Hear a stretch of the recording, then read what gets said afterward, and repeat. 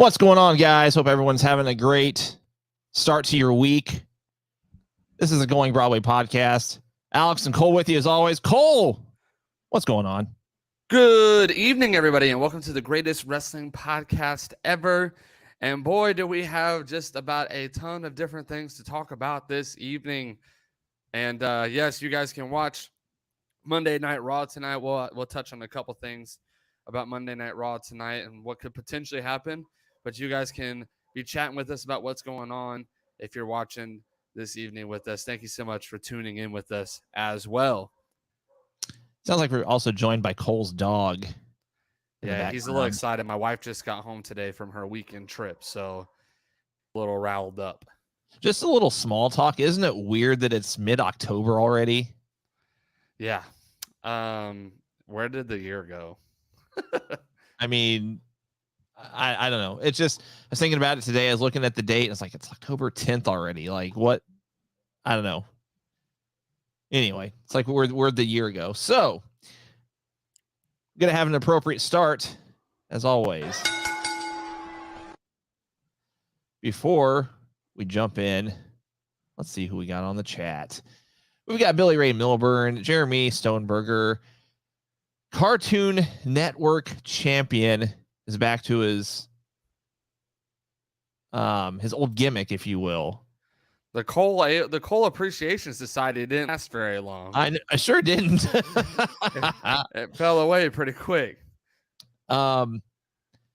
Andrew, Brian, Chris, good evening to everybody. Good evening to one and all. There's only 20 days in October. I probably said something. I probably gaffed something. I said it's crazy. It's October 10th already. And that's what I meant to say. And I probably didn't come out right. Gosh, man. Well, we're going to do an Extreme Rules recap, so we're not going to delve too much into that. However, the pop heard round the world, the return of Bray Wyatt, and I actually didn't think I'd ever don this shirt again, but I couldn't not dig it out of the closet. So, gosh, I mean, I've not heard a pop like that. That just, I'll rephrase. I've not heard a pop like that was legitimate / not piped in. Yeah. And just everything about the presentation, the graphics, now my dog's joining in. Just everything about the presentation was just about perfect. The only thing that was kind of botched, and I don't know if you noticed that, like, his lantern went out before he blew on it. I don't know if he caught that or not.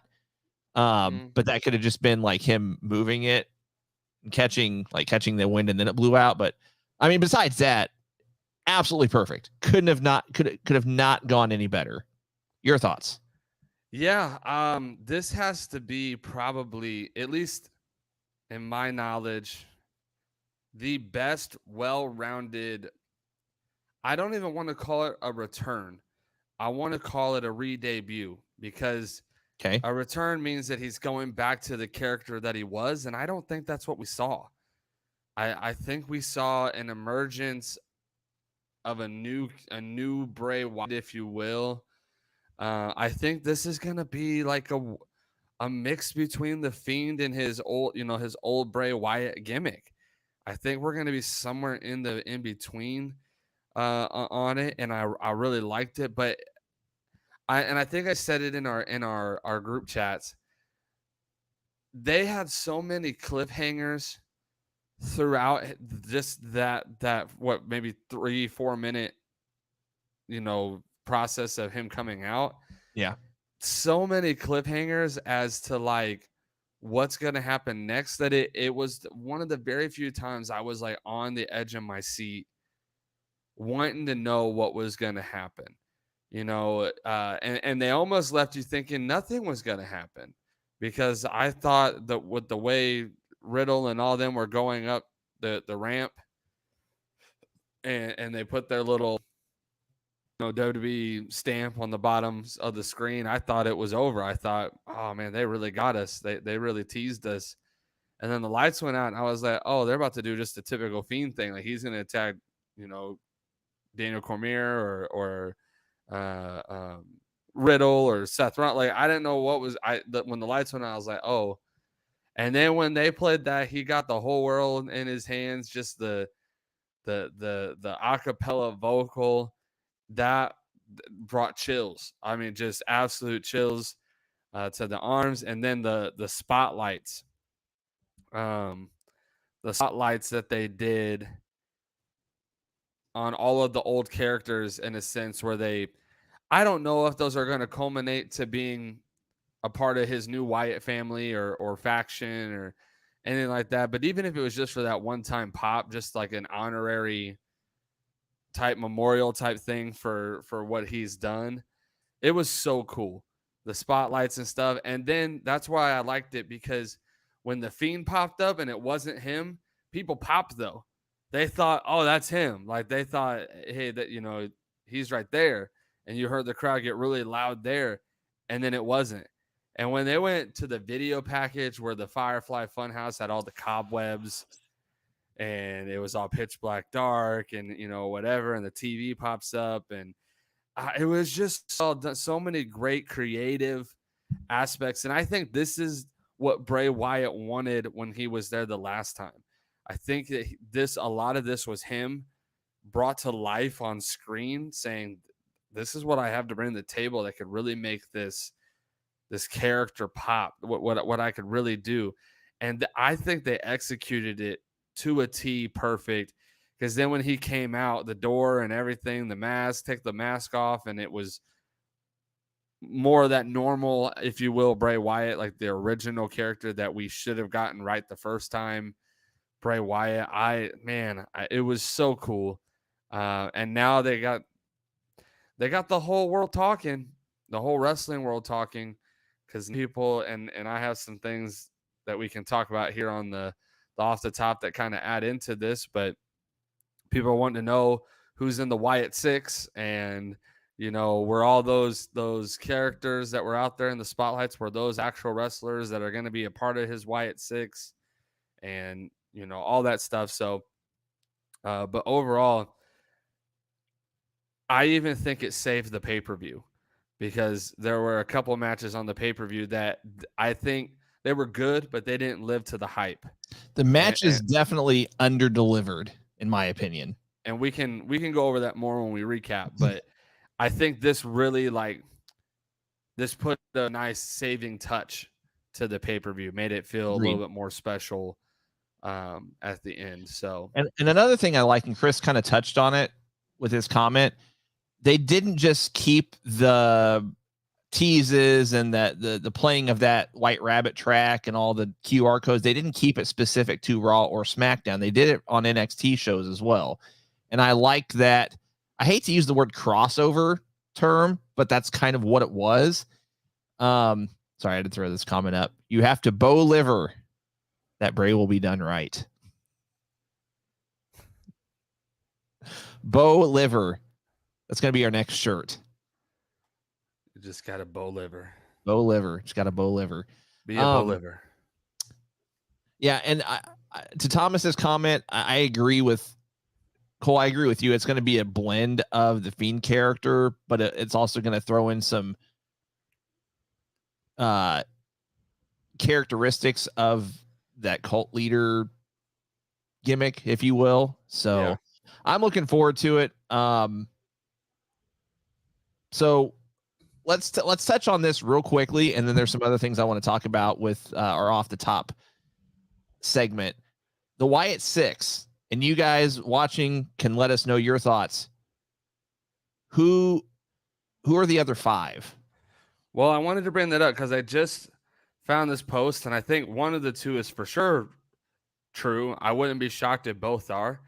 I think it's true that Brock Lesnar is going to be on Raw tonight, and that they're setting up a match with him and Lashley at Crown Jewel. And then I'm reading here that Eric Rowan has re-signed. Wouldn't shock me. He was not one of them last night. No, none of them were tall enough.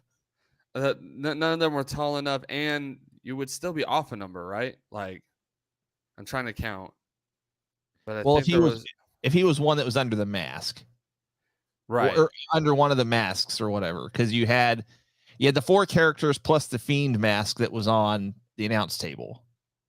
which Is that is right? right, and well, because they had the actual fiend show up on one. He was down in the thing, and then you have Mercy the Buzzard, you have Abigail the witch, Porker's the pig, and the rabbit, which is Okay. 5. But the fiend would be part of Bray, so he's not really one of the 5. He would be one of there would only be 4 characters there. I think you would bring back the sheep, which would be Eric Rowan as your 5th. And then I have to start thinking about who everybody else is. I know some people are against him. I think this would be a perfect way to bring him up and to advance him. Joe Gacy, I think, is one of them. I wouldn't be shocked if Joe Gacy is there as one of them. The rumor was that he was Porker the pig, I think. Is his name Porker? I thought it was like Husker or Or something. Huskers Husky. or Yeah, whatever. yeah. Yeah. I think Gacy is one of them, and I like that. I like the idea of Dexter Loomis in the group because I don't really know what you do with him going forward at this point, and I kind of like that they just having him stalk people on Raw, Yeah, I mainly the mean, Miz. as I say, after the Miz, like, what do you do with him? He's kind of a dead end character right now, so I like him as I think they had him as is it Mercy the Buzzard? I don't know. I'm not necessarily concentrating on who's going to be who. I'm just looking at I who think are. I Go ahead. think Gacy and Loomis and Eric Rowan are 3 of them. I don't think that people were saying. I saw the picture that people were saying that Grayson Waller was one of them, and I don't think.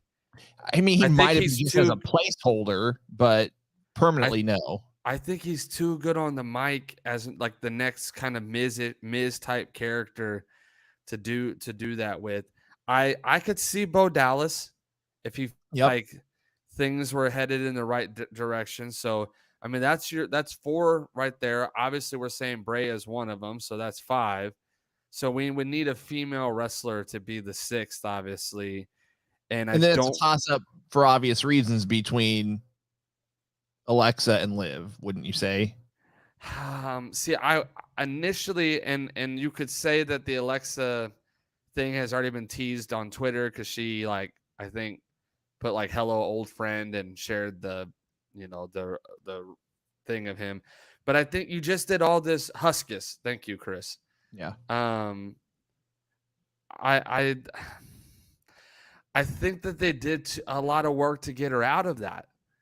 And I think they just now are getting to a place where they can move her beyond that gimmick and character for Alexa.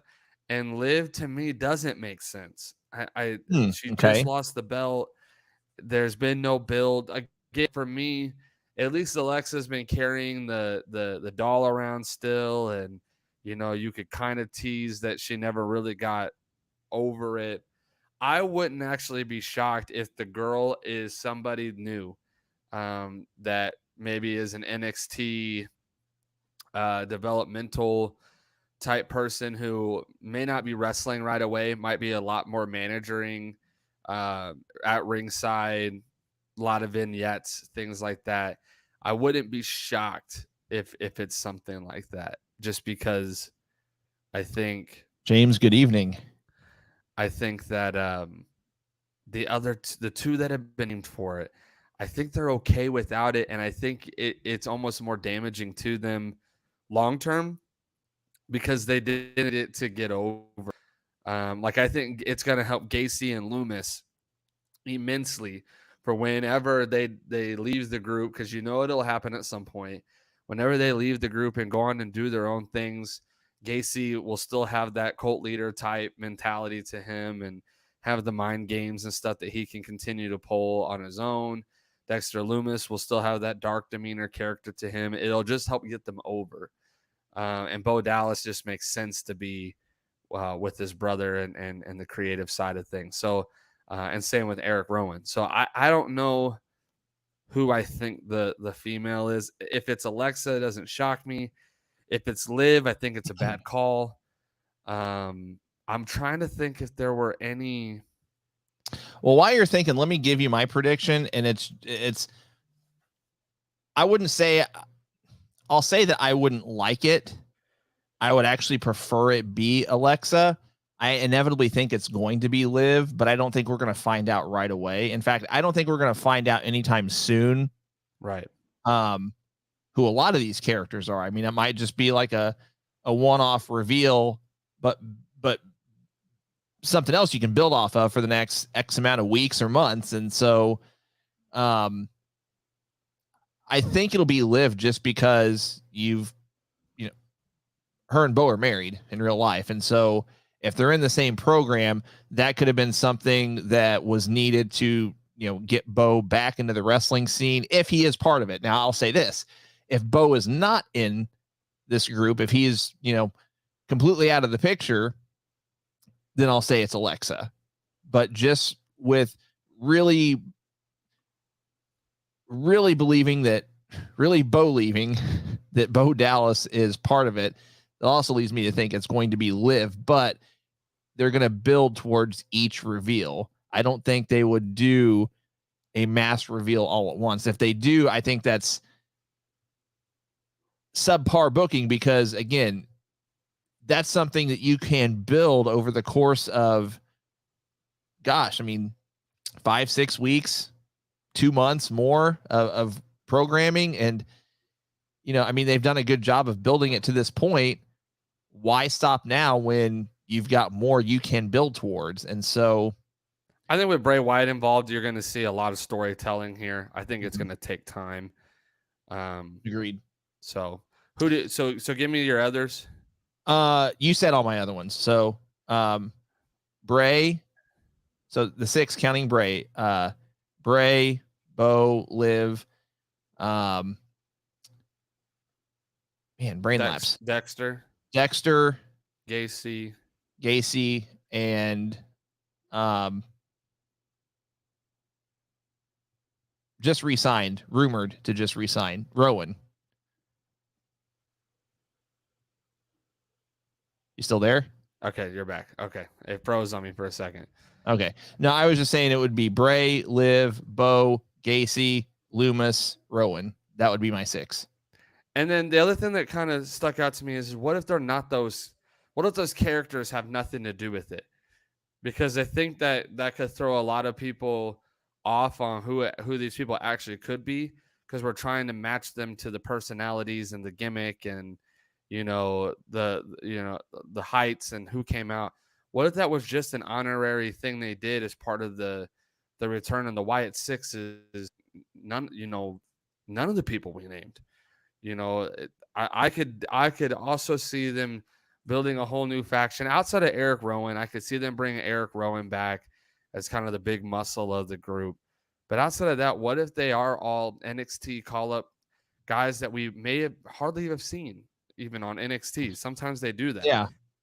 Well, I'll take it a step further. What if the 6 are Bray and then just these other inanimate objects who aren't actually going to be represented by a physical live person? Does that make sense? Like it could just be, us, talking for the last 20 minutes about who are these characters going to be, and they might not be anybody. It might just be a one-off, making them humanized just for the pay-per-view, so it built toward Bray's return. So who knows? Well, let me pitch one more thought to you real quick, because the idea kind of comes even from something Matt Hardy had said once. What if it's 6 personalities of Bray? What if it's 6 different Bray Wyatts? One of them being Bray Wyatt, the cult leader. One of them being Bray Wyatt, the Firefly Funhouse character, game show host, kid show host. One of them being the Fiend. You could have him, introduce the Muscle Man. Could be one. Like he has other things that he's done. What if it's I don't know. What if it's more than one personality? Is my thought. Could be. All I know is Bray Wyatt is back. Ooh, Husky Harris. Husky Harris could technically be one. Yeah. Let's change gears a little bit. We'll stay with off the top, but some other things we were going to talk about was the Sammy Guevara Andrade beef. I don't know. As of right now, I'm going to let you take the floor with this, but as of right now, the only thing I want to say about it is that it even further just makes me have zero desire. Like, I had near zero desire to watch AEW. Now I'm just like I was talking with our buddy Austin yesterday, and I was like, you know what? I've not watched any AEW for probably a month, at least that. I mean, truth be told, I think I've stuck with my my edict or whatever you want to call it when I said that if Athena lost at the pay-per-view that I was not going to watch AEW anymore. Inadvertently, I think I've stuck to that. I'm pretty sure I've not watched anything AEW at least live since that pay-per-view. You know, I've stayed up with it, you know, caught up to speed with results and spoilers and blah, blah, blah and whatnot. But at this point, I'm just like, I don't even really care to do that anymore. And it's, I don't know. Take the floor.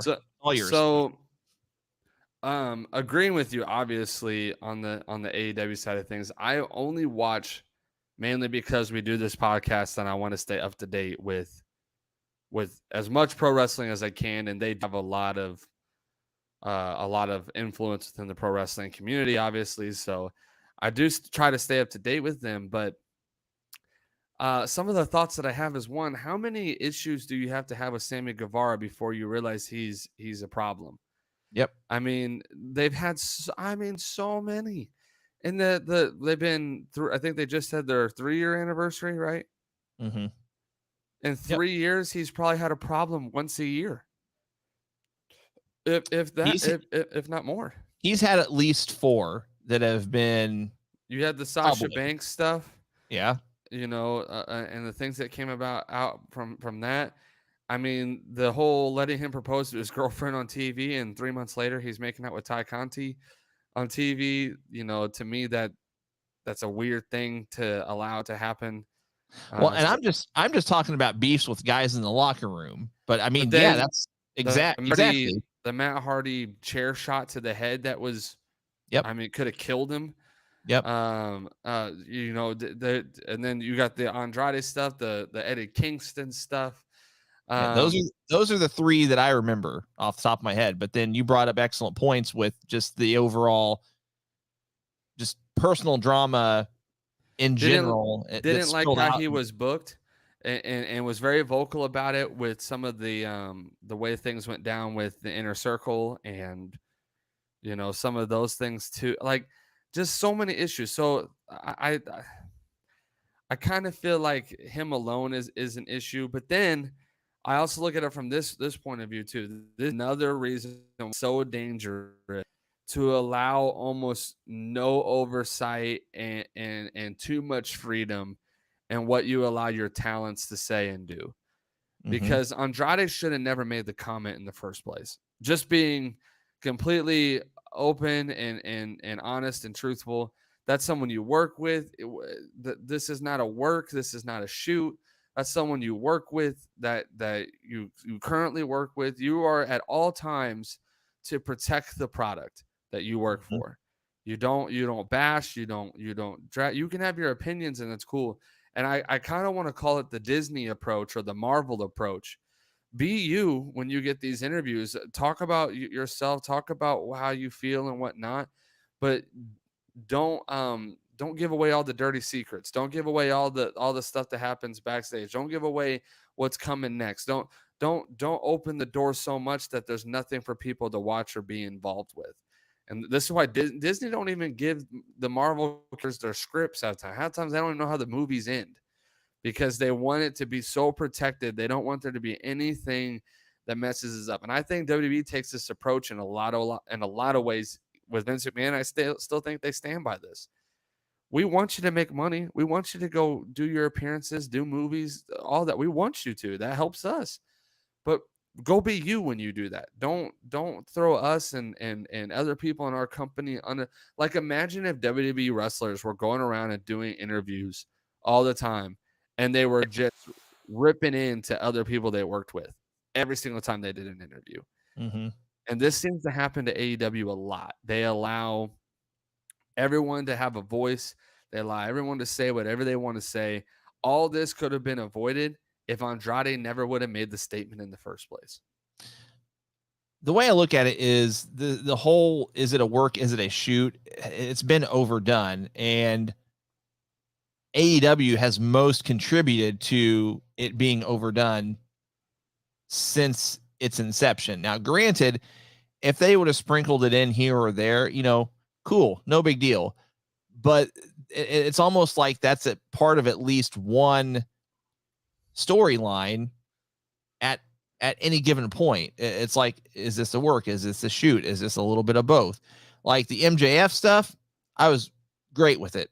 Absolutely cool. But the reason I was cool with it is because it didn't bleed into real personal issues that causes disagreements backstage, that causes a fight backstage.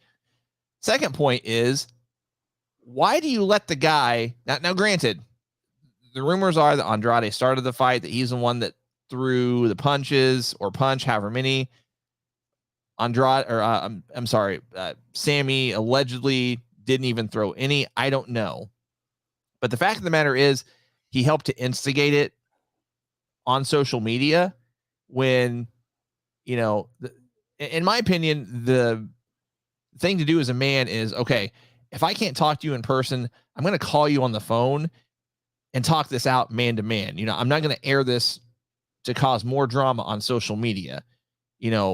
I handle my business behind closed doors, one-on-one. It's no one else's business, and that's it. Period. That being said, why are you giving somebody that was part of this fighting, disagreement, bickering, whatever you want to call it, not only do you not send him home, but you give him the pinfall in the main event?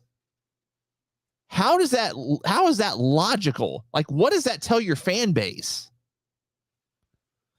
Yeah, and I think the even bigger problem is that you're wanting to keep these guys with your company long term, right? You didn't sign Andrade ASAP as soon as you could because you didn't see anything in him going into the future. Now, granted, like many of the people they've signed, that you've poorly used him in so many ways. But that man is married Or to not the used top, him at all. right. That man is married to the top women's wrestler in wrestling, and she works for WWE. I mean, the story can't write itself any clearer that if you keep treating this dude the way that you are, and you make him feel like he's on the outs and all this stuff, he's got a great relationship with Triple H. He's got a great relationship with Shawn Michaels. He succeeded the best under them in NXT. They would know how to use him correctly. Why not? And now they're doing the whole Legado del Fantasma thing on SmackDown with Zelina as the. I thought that was weird. Just a little side note that they had the girl. Yeah, I agree. That was just lead kind with of them from NXT, but then she didn't debut with them. That was a little weird for me. But Zelina makes agreed. sense. I get it. So, but Andrade could come back and feud or be a part of that group. I mean, there's just so many doors that are open there. And so I thought that they kind of showed some favoritism to Sammy with the way that they handled it, regardless of who started it. Yeah. What started it is both of them being immature. They Agreed. both should be in trouble. I'm not saying Andrade should be scotch-free. He shouldn't have said anything on a podcast about Sammy Guevara in the first place. But Sammy Guevara shouldn't. Why are we on Twitter like we're 10, doing our beef and our stuff over Twitter, and then we go to a show and we're gonna fight? The fight is literally about Andrade saying that Sammy doesn't like that he gets hit too hard. Mm-hmm. Like what? This sounds like this sounds like 4 8-year-olds just ran into the room and said, "Daddy, this kid hit me too hard." and the other one's like, no, I didn't, and it sounds like a little kid fight, and then they fist fought over it, Yeah. over who said what, and I'm like, how many explosive, crazy guys do you have on your roster that they can't handle a statement? They can't handle a little remark that was made about them in social media or on an interview that means nothing. Who cares? Who cares? And so I just think the whole beef is silly in general, but I think they're pushing Andrade out the door, whether they're doing that intentionally or not. I think he'll be out as soon as he can with the way things are going. I bet Tony Khan will keep him just out of spite and just pay him to sit at home. Which, I Well, mean, hey, credit to Andrade. Like, if you know, I will say this: if you are a contracted, it's gonna be an oxymoron. But if you are a contracted employee, or if you're a 1099 contractor, I'll say it that way, and you work for a company as a 1099 contractor, inevitably, yes, you have a contract that, the owner of the company has to let you out of said contract. But why would you keep them on the payroll, pay them to literally not work? Like, this concept makes no sense to me, regardless of whatever value he'd bring to WWE. If you are paying somebody to do nothing, to sit at home because you don't want them to work elsewhere, which they will anyway once their AEW contract is over. Once it's up, he's going to WWE. It's a given. And at this point, I don't see Andrade and Tony Khan coming to any sort of agreement for Andrade to be back on TV, at least not anytime soon. I mean, if we see Andrade on AEW TV within the next 6 months, I'll be shocked. I just, it's very spiteful for me. And I want to throw Chris's comment up here. The problem with TK letting their guys do or say whatever we want, as far as like the controversy creates cash adage that Bischoff came up with, by the way, it doesn't work anymore because there's so much controversy that we're all used to it. Like, yeah, at this point, it's stale. Yeah. It's so overplayed, and how many times can you do it to where people? It's almost like crying wolf, where there's no payoff from it. There's no big like all this would have done would be eventually leading to a match on a Dynamite, and then it would be a one-off and it's done. There would be no massive storylines or payoffs that come from this, and they don't really create that big of a controversy to build a story off. Like, who wants to build a story off of Andrade said that I don't like to get hit that hard? Like that, it's not a good story. That's how I know it's not a work. That's how I know it's not something to create a storyline, because it doesn't make sense. It's dumb. It's childish. Yeah. And isn't it funny? I'll put a bow on this by saying, isn't it funny? All the things that WWE got ripped for and hammered for doing, AEW is doing it now, and everybody kind of wants to zip their lip a little bit on it and act like it's not the same thing. They're gonna pay Punk to sit at home. The rumor is they've quietly released him, in a sense, or quietly said we're not going to use you anymore. They're going to pay him to sit at home for the next 2 years, his full contract. Mm-hmm. He can't go do nothing else, nor why would anybody want to work with him in the first place? But and they're going to start to all these guys that are on their roster. Isn't it funny how their ratings have been better without the big name stars on TV? Go look at the numbers. I'm not making this up. They've been better, but the irony is their Battle of the Belts hit an all-time low. Did you see that, though? Yeah. Like, but that was no promotion. This is what I'm getting at. There's no promotion. There's no storylines. There's nothing exciting about it. We even said there was only one match booked for it the week of. I mean, that sounds like a very Vince McMahon thing to do. Just to be real with you. So just to put a bow on it, they're starting to develop all the tendencies that we said we didn't like. And all this stuff. At the end of the day, they're doing the exact same thing. They went and hoarded every wrestler that became a free agent, just about minus one or two. And how many of those just declined? You don't even know if they were offered a contract, and they just declined it because they didn't want to be in an oversaturated company.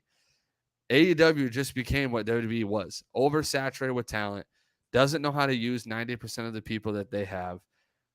Everything's the morale backstage has to be in an all-time low. So but yeah, I wanted to, Alex and I were talking about things to talk about. I wanted to touch on this because it's just another notch in the belt of like, how many more things can go wrong before you're like, you know what, before we sink, let's turn this thing around. Let's fix the boat before it goes under. Yeah. I don't know, man. Part of me is just kind of, I'm going to put my bow on it, and then I'll stop because there's some other things I wanted to discuss with our off the top segment. Our off the top segment's going long. A lot of things happen. Yeah. Part of me just wants back to the Punk and the Young Bucks Omega stuff. Part of me wants that to be resolved from the standpoint that, and I know it's not going to turn out this way, but part of me hopes that like the uncooperative party that has been rumored to be holding things up in the legal proceedings or whatever, part of me hopes it's actually on the side of the Bucks and Omega and them just saying the only way this works is you let us go. You can keep Punk here if you want, but we're gone, and them go to WWE. Can you imagine? You want to talk about nails in the coffin?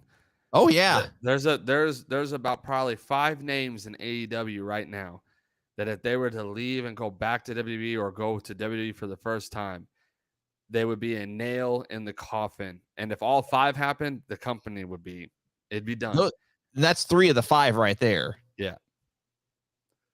But who did you have 5 specific in mind? I'm just curious. I would say Kenny and the Bucks would be 3. I would say MJF would be one of them, and then I would say one of the 2, if not both, between Moxley and Daniel Bryan. That if you had either of them go back to WWE to wrestle, not to retire, not to play some backstage role or become, next up in their Legends, contract or whatever. I know he won't. I know Mox won't. I'm just saying he just signed a 5-year deal, so he's there for a while. But if any of those names were to up and leave to go back and wrestle, I think that you consider them nails in the coffin. And then I think there are probably a handful, like 20 guys that you could name that if they left, they would be like dirt being dug to bury it. Like, well, here's my list. If you lose Kenny, the Bucks, MJF, and FTR, I didn't even name FTR. They're done. Now, my only thing with FTR is I don't know if again with the Roman Reigns schedule, I don't know if you can give that to a tag team, especially them when they have 2 other tag teams that are on their roster that I think are more deserving and have been more loyal from that standpoint. With Usos in the New Day, that if you're going to give anybody that kind of schedule, it would be them first. But they're having too much success on the indies, so yeah. But I know we had a couple more things we wanted to touch on. Yeah, so we're gonna talk some Impact a little bit. We're not gonna do. I know there was Bound for Glory this past weekend. Well, that's an interesting name. I don't know if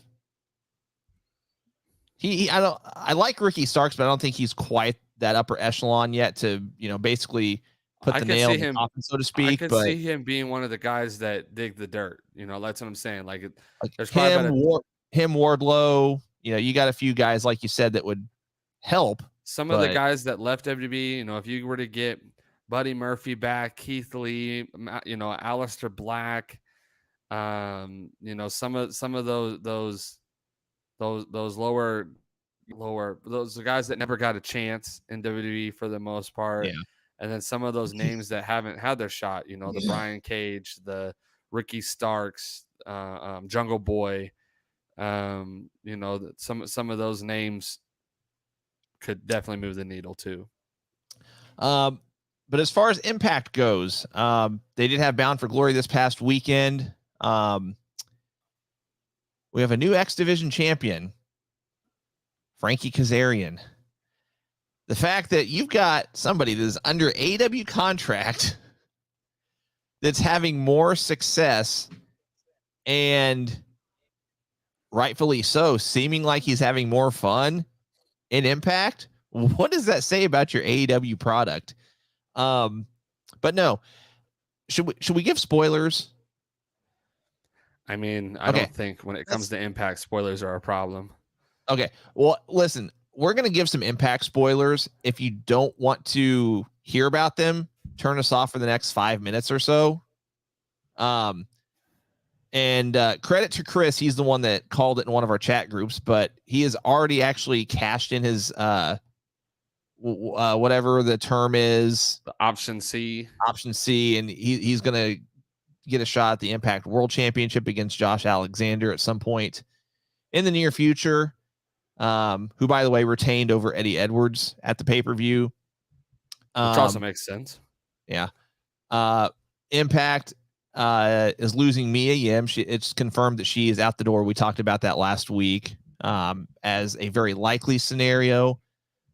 So she's gone.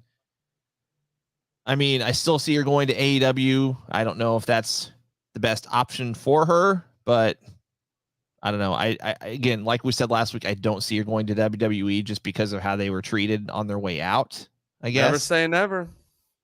I'd be shocked, but I definitely think it'd be the better decision. Never say never. And then as far as the tag team championship, I know Honor No More retained at the pay-per-view, but on some of their tapings, they actually lost the tag team championship to Heath and Rhino, I believe, is what I read. And Honor No More is no more. And Brian actually said it. But apparently, Mike Bennett, Maria, who are married in real life, and then Matt Taven are not sticking around. I think Vincent is gone too. Okay. But the most important aspect of Impact that we wanted to bring up, kind of tying it all in, is not only are the Good Brothers definitely out the door, they were rumored to be going to New Japan. I read today that they're actually WWE bound. Your thoughts on that? I think it's official, and this is that crazy booking that I think that's going to put WWE just right back where they were. Mm-hmm. You know, back when it was a good product at one point in time. I think this is the stuff that the moves you have to make. Do I think the Good Brothers are some phenomenal tag team? No, I'm gonna be real. I don't think in ring there's some amazing tag team. What they do bring is a name value, and that is them with AJ Styles is another faction. It's another team, which that's something WWE was lacking on that I think they're fixing. They're not over in their product with factions, but having the Good Brothers with AJ and that tease of now there's conflict for Finn Balor, because right now they have this storyline.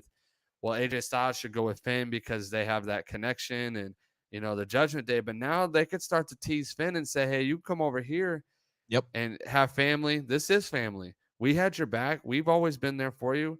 And they bring back the OC and you know, do a faction with them. You kind of get that nostalgia, if you will, from that, and who knows where it goes from there. But I think that's such a good booking, because I bet you they didn't sign them to some crazy deal. I'm sure that they may have been able to make more money even in New Japan compared to what they were getting signed by WWE for. WWE probably made a comparable match, and the merch sales are going to be a lot better, you know, from a week to week show. So, you know, I'm sure there's some perks and stuff there for that, but I think it makes sense. I think, you know, when you're talking about some of those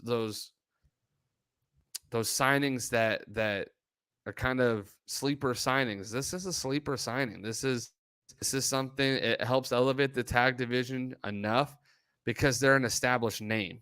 Again, do I think there's some phenomenal tag team? There are a bajillion tag teams you could sign that are better than them in the ring. But because they have an established name, they have that value to them in that regard.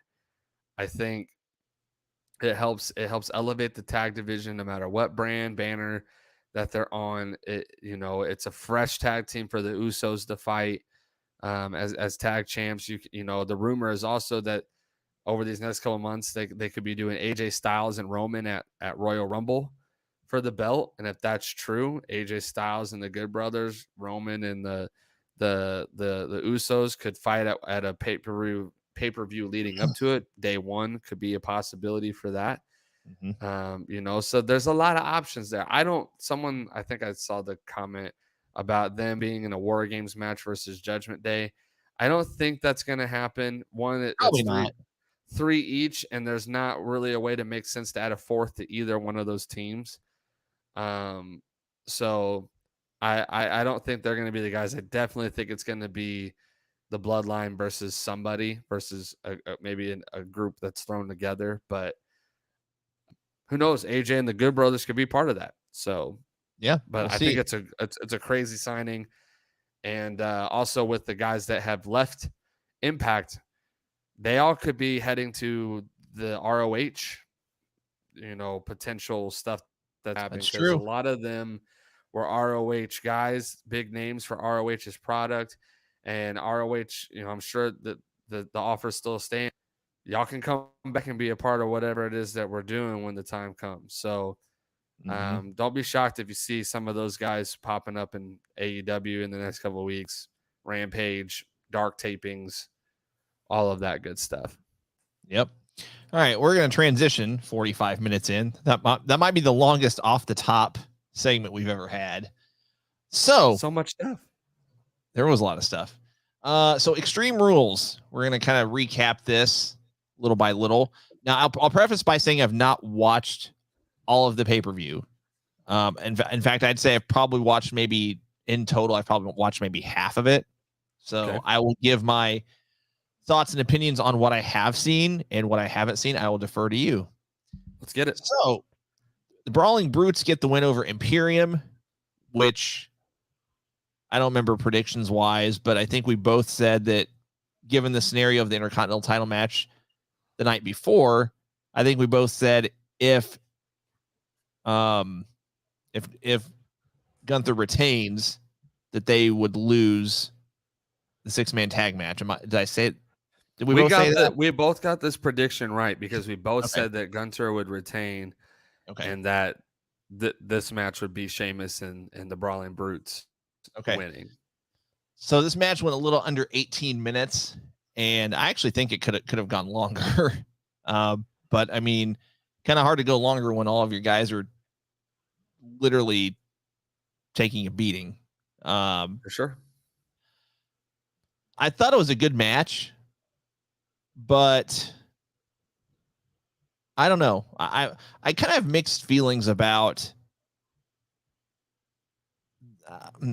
I can't put my finger on it. Help me out here. It was a good match, but it felt like it was missing something.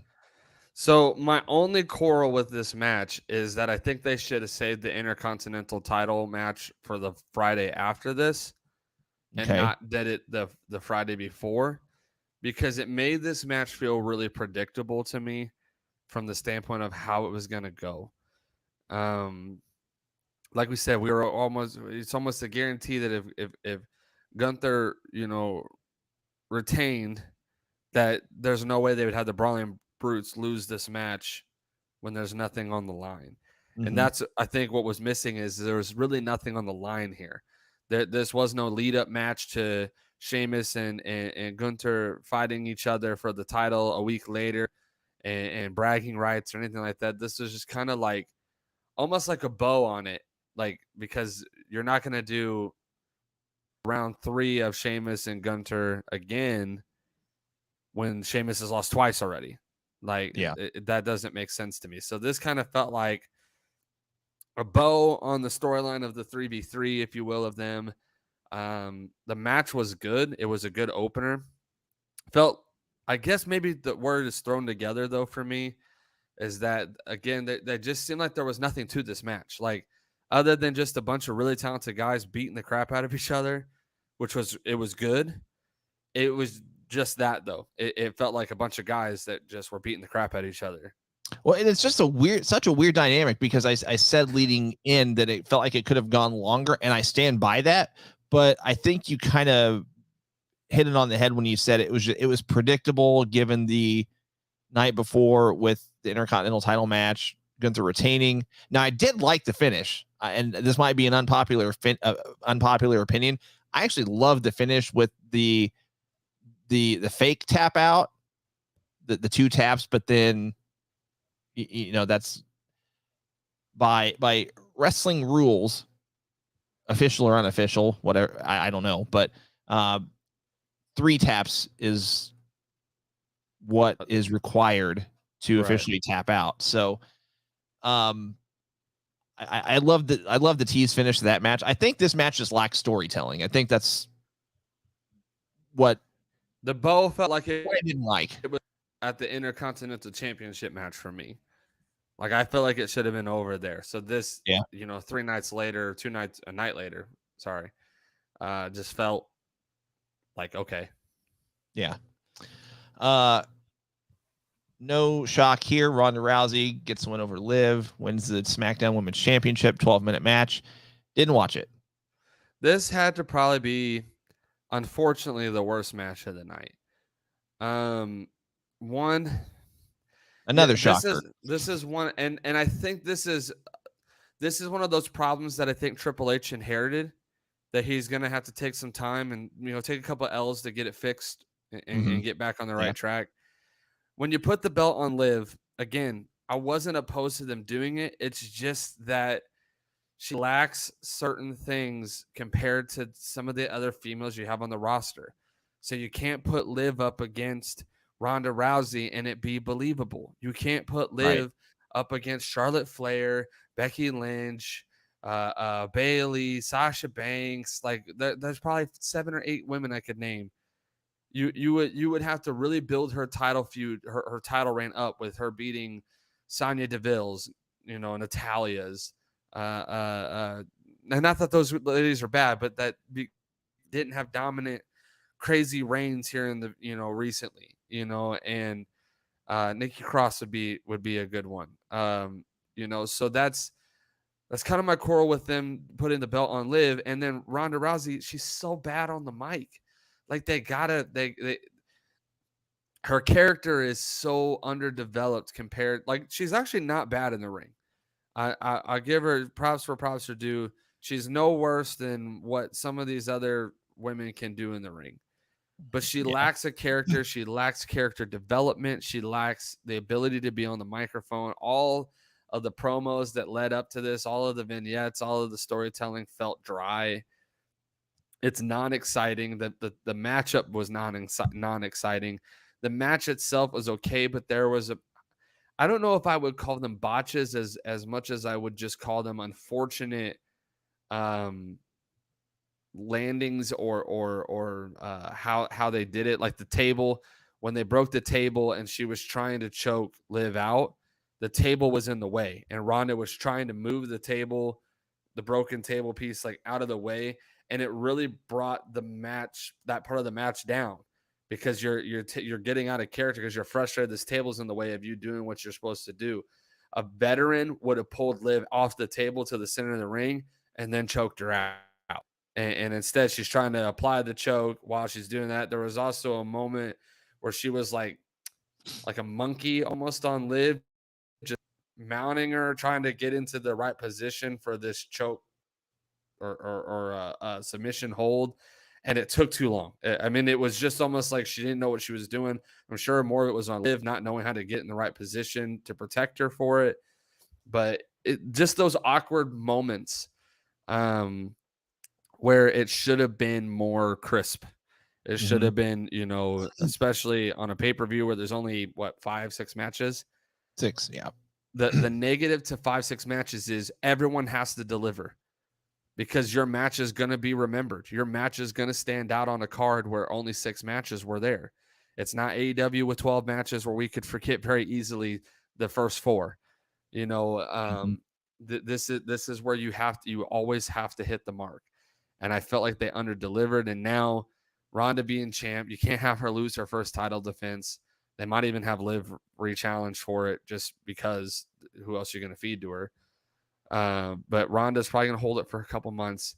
And that's why I was even texting in our chat. I'm hoping that the vignette for Charlotte Flair was promote her coming back. We need her. We need her on SmackDown. There's a reason why she's held the belt so many times. There's not many who can hold it better than her.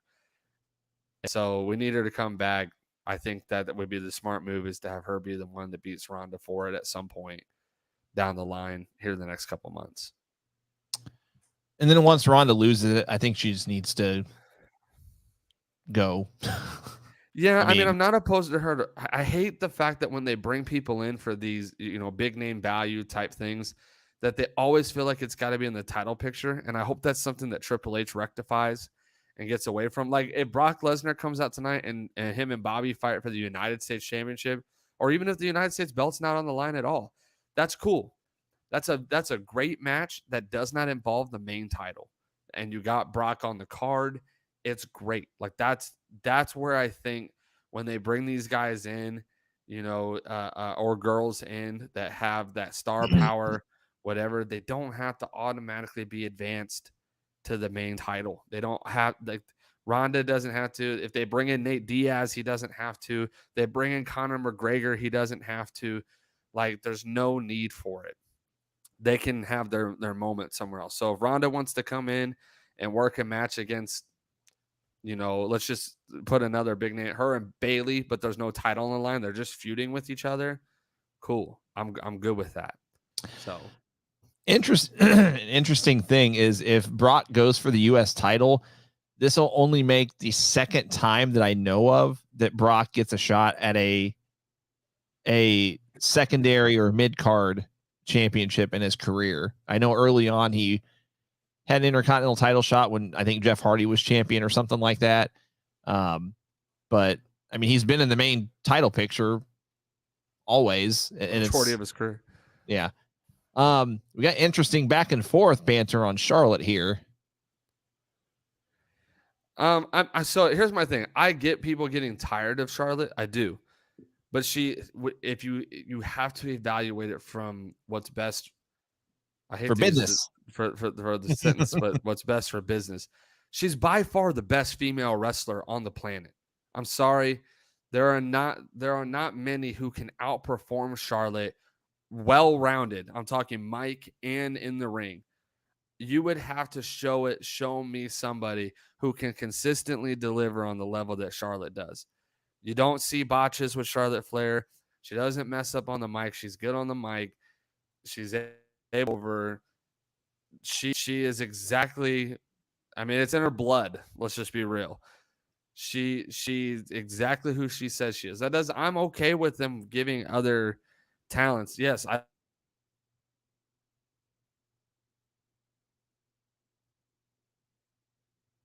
Cole, did we lose you?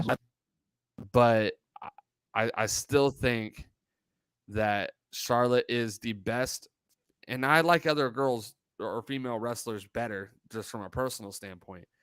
But Charlotte Flair is the best well-rounded wrestler on the planet when it in the women's division. There's no one that comes close. So I mean, you got to have her. It's clear that the SmackDown women's division has gone downhill since Charlotte's not been there. Back to the card. Next match, Cross defeats Drew in the strap match. This match only went 10 minutes. I actually did not watch this one either. I've not seen it yet. I get it. I do. The finish for this really brings the match down for me.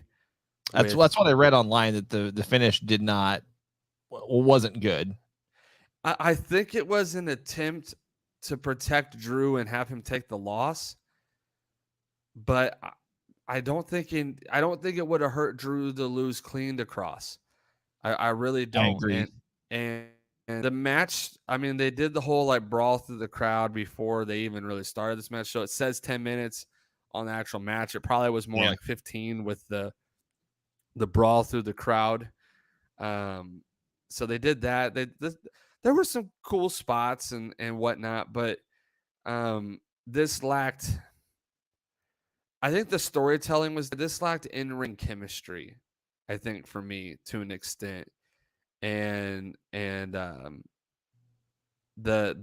mace to the eyes to or pepper spray, whatever you want to call it, that ending the match and giving that's how Cross gets it. I didn't really care for it when they are booking Cross to be such a dominant force. Mm-hmm. You need Cross to choke Drew McIntyre out. Why? Because you need people to believe that he could do the same thing to Roman Reigns. You need to believe, like, you need him to be treated the way Drew McIntyre is treated right now. You need him to be treated the way Bobby Lashley is treated right now. Mm-hmm. You need him feared, and especially from a heel perspective. So I thought that they kind of missed the mark on the ending for sure. Like I said, I the match was okay. This is one of those matches I think under delivered for me. When I saw it on the card, I was like, man, that match is going to be brutal. And after watching, I was like, that match was maybe below average for them. That doesn't mean the match is Yeah. bad. Just below average for the names that I felt like were involved. Bianca retains the Raw Women's Championship over Bayley in the first ever one-on-one female ladder match, 16 and a half minutes. Haven't caught this one yet either. So actually, I kind of feel like, and this is just, it's no dig at anything. I think I would have reversed the decisions of the two women's matches. I think I would have had Liv retain over Ronda, no matter how she did it. Mm-hmm. And I actually think I would have had Bayley win the belt here. And I know I predicted her to win, but I think that's the right call too, from the standpoint of Damage Control holds the women's tag belts. Bayley holding the women's belt makes sense. There was a lot of cheating that happened, so you could have protected Bianca in that way. I think Bianca is a better chaser of the belt than she is a champion. Not that she's been a bad champion, but there's really, now here's my question. Who else challenges Bianca for the title? You run out of options very quickly when you run these feuds so short. And so that's what I think's now happened is unless you're going to have Bayley get to re-challenge again at some point, who's next? Who is a viable challenger for Bianca Belair? Overall, the match, I enjoyed it. Some good spots, but I think there was a couple botches in the match as well that could match quality down for me. Next one, and it's not even close in my opinion. Match of the night. Finn Balor wins over Edge in the I Quit match, just a hair under a half an hour, plus the post-match scrum, if you will. I mean, just excellent storytelling throughout. The match itself was good. I want to go back and watch the match again, actually, because I had it on while I was working, so I'm kind of like low volume with the match on my right monitor. Got my laptop in front of me and an external monitor on my left, so I'm just kind of catching bits and pieces of it. I mean, I caught all of it, if that makes sense, but I thought it was good. Your thoughts? I actually have a very unpopular opinion. I did not really care for this match. Really? Yeah. Wow. I felt, how do I word this? I felt like the match was more predictable than it should have been. I literally, as soon as the interferences started happening, I wish someone was here sitting with me so they could hear me calling it out right before everything happened, because everything I said is exactly what happened next. When the group came out and I saw the priest and Dominic kind of distracting Edge a little bit. I knew Rhea was around the corner. She was going to do something. And I said out loud, I said, I bet you he gets handcuffed somehow. And sure enough, here comes Rhea, handcuffs him to the ropes. He gets beat down, beat up, whatever. And I was like, you know what's going to happen? Beth Phoenix is going to come out because no one's been allowed to touch Rhea at all, period. And because it's all been men. Beth Phoenix is going to come out and is going to get in Rhea's face. She's going to get the keys back, all that happened. And I said, oh my goodness, when Finn didn't quit at that teased spot, with the chair, the bar from the chair in his mouth, I said, they're going to coerce Edge to quit by giving Beth Phoenix the concerto. And here it comes. Sure enough, I felt like that was the safe way to go with that match. And it brought the value of the match. I will say this, the match leading up to the interference was good. I was enjoying it. I felt like I needed a bigger shock for this first time ever matchup. It was an I quit match. This has been done several times in an I quit match to get someone to quit without just making them quit because the person was better. And I would have liked to seen, I know Finn is, going to get booked for a heavier match or for a heavier push at some point. Why not give Finn the actual win here? Without Edge, caring about his wife. Why not? Even if there was interference, because he's heel, even if there was interference, why not just have it because he got bested?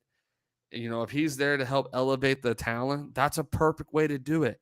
Have Finn Balor beat you in an I Quit match. He didn't pin you. The circumstances happen, whatever. I thought this was a way to get a loss to Edge without having him actually quit. And I was like, this is more a story about Edge than it is about building Finn. And that was a struggle for me. So I don't think I can make it match of the night because I don't really like how they ended it. Okay. And then the last match, Riddle defeats Rollins by submission in the Fight Pit match. 16 and a half minutes. I was very underwhelmed by the match, to be honest. I don't know what else to say about it, really. I mean, because going into this match, the whole expectation is not even on this match. It's about Bray Wyatt's return. Right. So that's all 80-90% of the people that are watching this match are thinking about. And to me, it's nothing necessarily that Riddle or Rollins did wrong. It's just you really should have had. I think you almost should have had the entire card. Well, no, I don't want to say that. I think you honestly could have flipped the Fight Pit match for the 6-man tag match because I don't think anyone's necessarily going to think that Wyatt's going to get involved in the 6-man tag, that it would just be a standalone segment where you get the return that we saw. Now, granted, he wasn't part of the Fight Pit match either, but you're also thinking that he could, that this could be part of his return is that he gets involved with costing Rollins or costing Riddle or whatever. Right. And I don't know. So, I mean, that kind of brought it down for me. Plus, I mean, I said Riddle and Rollins didn't really do anything wrong, and they didn't, but it's still, I just felt like it underdelivered. And by the way, do you pronounce his name Cormier, whatever, however you pronounce it? I heard everyone pronounce it different, but I know who you're talking about. Either way, dude's got to lose some weight if he's going to be in WWE. Like if he's going to be a wrestler, I mean, Keith Lee looks better than he does. I saw him come out in the ref shirt. I was like, dude, like, I mean, I don't pretend to be, ripped, muscular, have the most excellent cardio in the world or whatever, but I'm just like, I felt like he just kind of let himself go once he retired from UFC. I mean, am I wrong? Well, let's just be blunt here for a second. He was never really the most fit guy in UFC. No, but still, he didn't look like that. But I even said in our chat group, I was like, man, he looks horrible. The So again, I might be in the unpopular opinion department on this. I actually thought that Rollins and Seth was match of the night. Really? The only thing that I think brought this match down for me was having Daniel Cormier a part of it. Cormier, whatever you want to pronounce him as. Yeah. He doesn't. It was last minute booked. Other than you could say there's name value there. Other than that, he served no purpose. His acting when he was getting in Seth and Matt's face for putting hands on him or touching him was terrible. Him trying to get them when they were up on the platform above the ring, him trying to get them to come down was terrible. It just he brought the match down, I think, for me, just from the referee standpoint of it all. Now, other than that, I thought the match was a nice kind of slow build at the beginning. And then I think when they got up on the top platform, I got excited. That's where things kind of took off for me. Really? Now, I could have flipped. Hold on. Breaking news? I figured this was going to happen tonight. This Raw seems like it's going to be jam-packed with stuff. I mean, it makes sense. You got to have the return after the pay-per-view. Well, it's the Raw premiere tonight, too. They're doing the DX reunion. Season premiere. Yeah. That makes sense. They're doing the DX reunion. The Bloodline's on there. I just felt like there's going to be a lot of big things that happen on that Raw tonight. But okay. So, yeah, I could have actually flipped for the sake of Bray Wyatt's return. I could have flipped this match with the Edge and Finn Balor because I think it would have made more sense to have Bray come out of that match. Not that it was better, but I don't think the names really would have changed the main event at all. I think they all have decent name value that the main event would have had the same value. And they both had stipulations. So for me, I enjoyed the fight pit. I like that they did a lot of like back and forth between the styles, of Matt Riddle doing more of the UFC type, Seth, capitalizing on certain opportunities and things like that, doing the whole opportunist thing. So I don't know. I personally thought they had the better overall match and storytelling outside of just get rid of Daniel. Just have a regular referee, and I think you have an even better match. So okay, and I want to bring something up. I was looking at this, and then I saw Brian's comment. It's not Gallows that has it; it's Carl Anderson. I'm pretty sure he is. Yeah, Carl Anderson is still never open weight champion for New Japan Pro Wrestling. Could have a deal worked out where they're allowed to do the commitments that they still have him drop it at some point. Did New Japan tell AEW to screw off and make a deal with WWE? I don't know if it's even a screw off as much as it is when there's money to be made, there's money to be made. And at the end of the day, WWE has a product too, and its exposure. And also, do I think it's going to show up on TV like his belt? No, but they might have a deal where they're allowed to, finalize their commitments that they've already made. That's so interesting though I'd love to see a stat on that. That's as far as like someone debuting for WWE that is a champion in another promotion, but they're actually signed to WWE. Like, cause I get the Mickie James aspect. She was Impact Women's Champion, made an appearance at the Rumble, but it's just an appearance. So I want to get back to, putting a bow on this. This is actually a good comment because now I'm kind of curious. Why do they feel the need to put a special referee in these fight pit matches? What's the purpose behind it? Because I think looking back on the two they had in NXT, I think we could both say they were successful. There's a reason why they brought it onto the main roster. I would say that I don't think this is the Riddle Seth Rollins is the best one we've seen.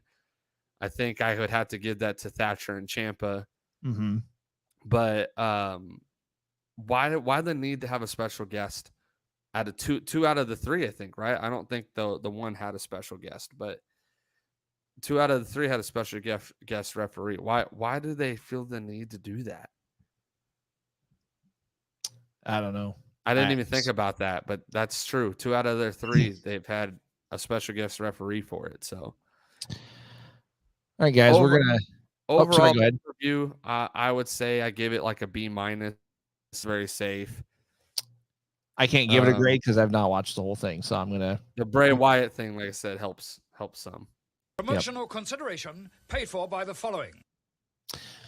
Guys, you can check out our podcast live every week, Monday nights, 8 p.m. Eastern, 7 p.m. Central. Check us out live on Facebook, on Twitch, on YouTube. Individually, all of our social media platforms scroll across the bottom of your screen throughout the duration of the podcast. So please give us a like on Facebook. Please follow us on Instagram and Twitter. Please subscribe to our YouTube channel. Please follow and subscribe on our Twitch channel.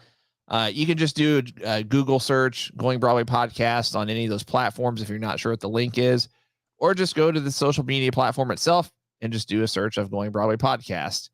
But again, we appreciate any and all support that you give us through social media. We do have a Patreon page as well, patreon.com/GoingBrdwyPodcast.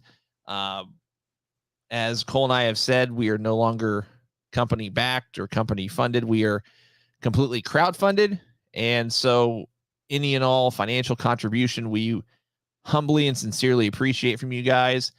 At the bottom of each of our podcasts, we've got links if you felt so inclined to send us anything and don't want to make a monthly commitment on Patreon, please feel free to do so.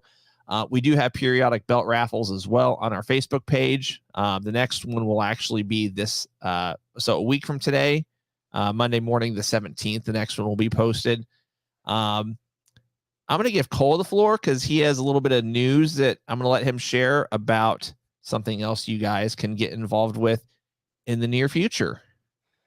Yeah, so as you guys have heard, kind of teased maybe over the past few months, and us switching to this new way of doing the show kind of put a hold on that. We are gearing up for our first WWE video game tournament that we'll be hosting. I finally found some ways and some rules and different things to put in place to make it happen. So we're getting ready to set a date for it. I think we're going to be looking at the month of November for our first one. So I'll be announcing it here in the next week or two, the official date. But what you'll want to go ahead and do now is one, get ready, start practicing, because we'll be doing a tournament for Xbox and a tournament for PlayStation. And we'll make sure the users are in the appropriate brackets for that. We'll have a winner for each one of those. And what you'll do is you will sign up through us. They are going to have a paid entry. They're not much. They're about the same price as our belt raffle entries. So they're going to be roughly between 10 and $15 to enter. And we will be doing a belt. The winners, I should say, will get a free belt. So it is actually a championship that you can win for signing up. So it's not a major expense for a chance to win a belt. And our brackets are going to be 16. I think it's 16 people on each console. So 16 for Xbox, 16 for PlayStation. And it'll be first come, first serve once you've paid for your entry slot. As far as where you rank in the bracket, it will all be randomized, and we'll have a good time. So it'll be our first one. We're gonna, just kick it off with a singles tournament. You can pick anybody on the roster. Again, it'll be first come, first serve. So when you buy your slot, you also will be able to pick your entire tournament. You'll also be allowed to use that wrestler. So it'll be smart to be first come, first serve. And another reason why to become a Patreon, because we are going to open the door to our Patreon members first by tier. So the higher tier you are, the better chance you have to join the tournament. So you'll be able to put your slot and your wrestler first for the particular console that you're playing for. So that's another way to increase your chances of winning and getting the wrestler that you want. And then going forward, we'll be doing some other things. We might do some weekly challenges where it's just a one-off, it's not a tournament. We'll do some 8-man battle royales. We'll do some elimination chambers, different things like that. So it's going to be fun. And we'll also be doing some competitions for your created characters as well. So all of that is coming, but I plan to have our first one here in November.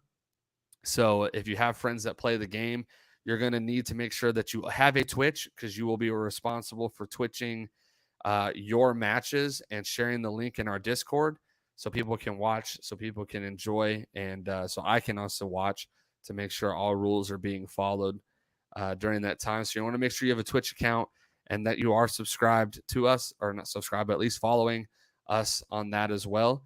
And then on top of that, just make sure that you have good internet connection, because if your game drops, you take the L. That is just how it works. And there'll be some other rules, but if your game drops, there's no refunds if you lose. It will be double elimination with the way I have it set up. So you will at least get 2 matches with your entry as well. So just wanted to throw the overall, all the rules and all that stuff will be posted in the Discord. So if you have friends that want to be a part of it, have them join the Discord, be following in the chat group there, in the thread for gaming, as more updates will be posted in there going forward. Yeah, and we'll post rules on our social media platforms as well. It won't be just exclusive to Discord. But just to reiterate something that Cole said, if you do want to participate, again, A, make sure you have your own Twitch account. B, make sure you have a good stable internet connection. Because C, there are no refunds. If your game drops because of the internet, like you said, you take the L. And unfortunately, there aren't any refunds. But that's why that Cole is encouraging you guys, well, is requiring you guys to have your own Twitch channel so he can watch the matches, so he can keep tabs on the fact that everything's legit. Basically what we're doing is I'm in charge of the belt raffles. Cole's taking charge of the gaming side.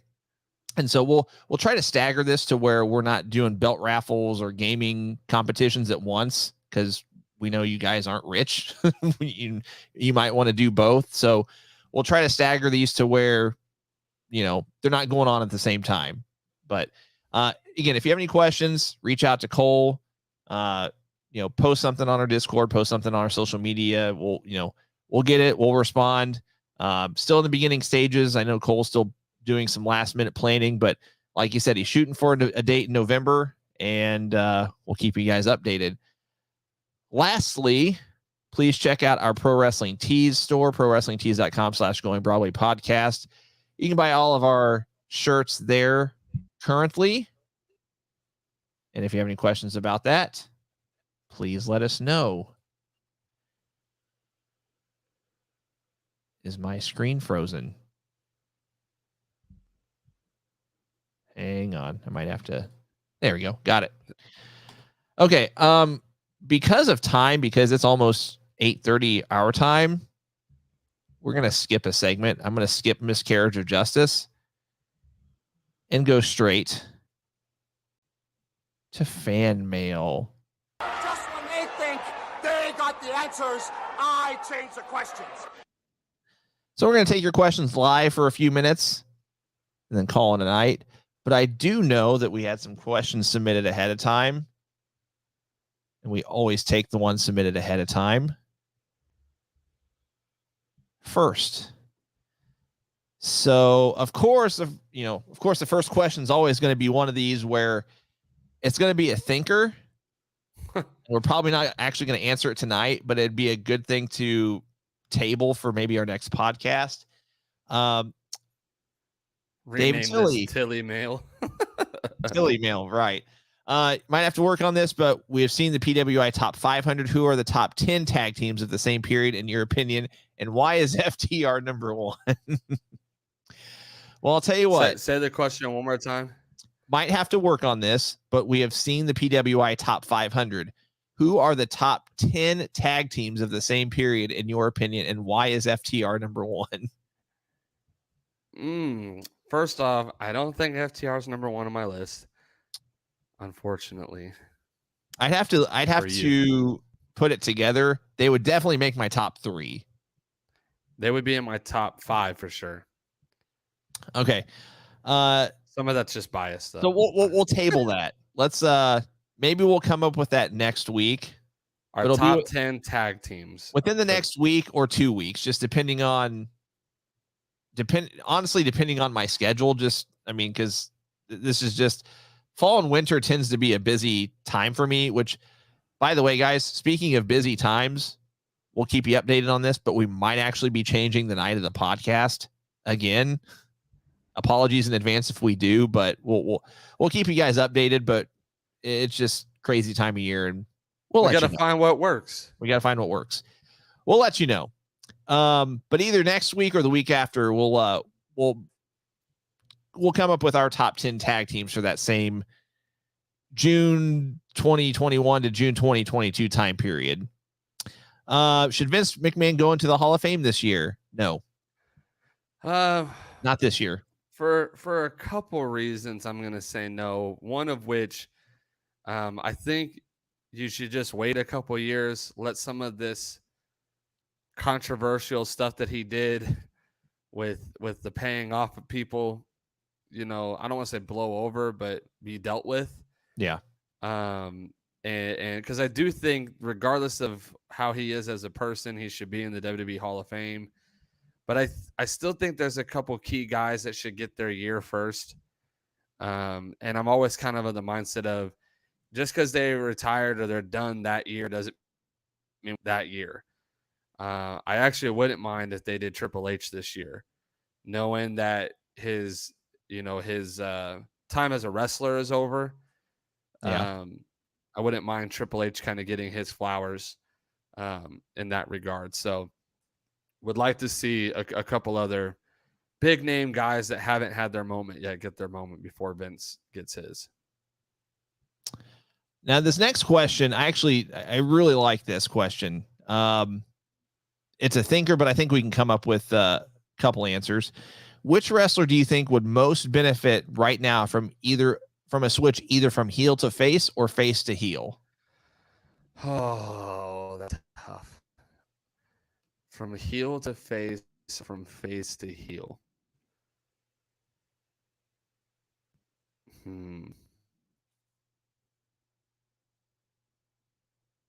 Company I'm missing too.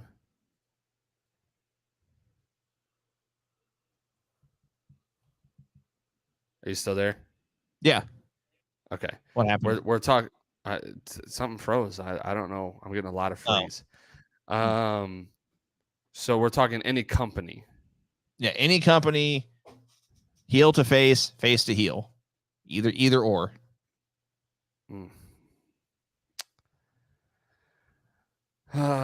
Okay, I'm still gonna. I've mentioned this one before. I'm still gonna stick with it because I really think it could just be a game changer. I'm gonna say Matt Riddle to heel. That was one I had. That was one that was on my mind. I think you're more adamant about it than I am, but I think if Matt Riddle, even knowing his real life opinions and stuff, if he started bashing 420 and pot and weed, and instead of jumping over the ring post and kicking his sandals into the crowd, he takes them off at the ring and does the old William Regal thing, where he kind of rubs it, cleans his feet off on the ring mat and puts his hair up in like a man bun type thing and starts wearing suits, and I think it would be just such a different vibe from him, and then you could really get that ruthless UFC fighter out of him during that time. So I think he would be one. Bianca Belair. I think Bianca Belair as a heel could do her some good, and maybe get some people that are early stale with her to not be. I'm trying to think of some AEW ones. They don't really have what I feel like are overly established heels and faces, though.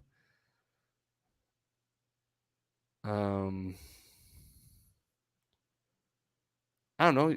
You got any others that I haven't named? Well, you'd have to do some kind of dynamic or creative change, but I actually think that Damage Control would be awesome as a face group. Okay, I could see that.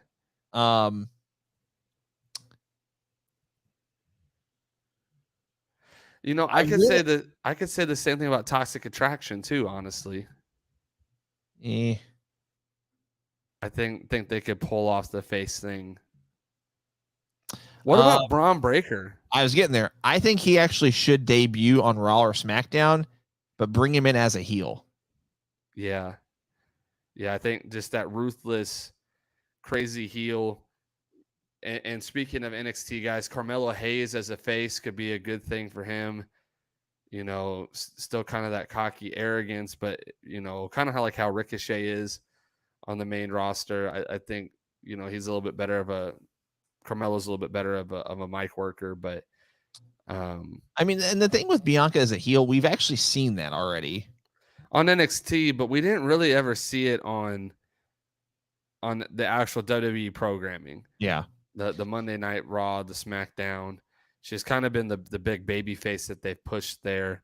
And it just could be different. It could be a nice little breath of fresh air for her. Because I think her nuh-uhs and her girl and, you know, no one's better than me thing just comes off better as a heel than it does as a face. So, and I also could see them debuting the Creed brothers as heels. Yeah, they're kind of faces right now, but I could see them being heels. So, I mean, there's a lot in WWE that I could see.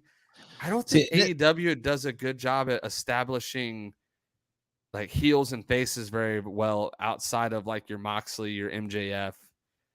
Like, see, Tilly beat me to it. I was going to say Jay Lethal, but actually push him, like get him out of this group that he's in.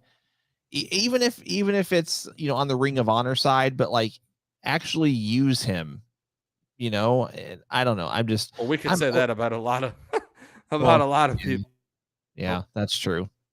If it meant doing a heel turn, I would do it to half of their roster. Yeah, no kidding. Guys, you know what? Because of the time, I think we're gonna call it a night. Cole, any final thoughts? Guys, as always, thank you for watching the greatest wrestling podcast ever. We sincerely appreciate it. Do not forget to follow us on all social media platforms, especially Instagram, as we're trying to get our followers up. And I believe once we hit 500 likes on Instagram, we will be doing a giveaway. So make sure that you're sharing that with people. We're trying to get that up. And some of you, if you're in the chat group, you have been asking for us to do some shortened clips and whatnot from the podcast. That first one actually aired today. And we actually have shortened clips from our Charlie Haas interview that'll be premiering on Tuesdays and Thursdays at 9 a.m. for the rest of this month. And my goal is to continue to do that moving forward. So let's say you missed the podcast and you want some highlight reels of the podcast. You'll be able to go check out our YouTube channel to see some of it. Maybe you'll hear something that sparks your interest and say, you know what, I should go listen to the whole thing. So want to just give you guys some of that. So that'll be coming. And I just posted a little clip from our Charlie Haas interview on our Instagram only today. So it's Instagram only. And I think it also airs on our Facebook, but go check that out. Follow, like it, make sure that you're subscribed and following and part of our Patreon and all that stuff. We really do sincerely appreciate you guys supporting us in all of those ways. Don't forget about the wrestling tee competition, if you will, that we have going on right now for your chance to win a belt that we all talked about earlier in the show. Other than that, I think it's that time to give you guys your favorite thing in the entire world. And only because I haven't done it in a while. Guys, we'll see you next Monday.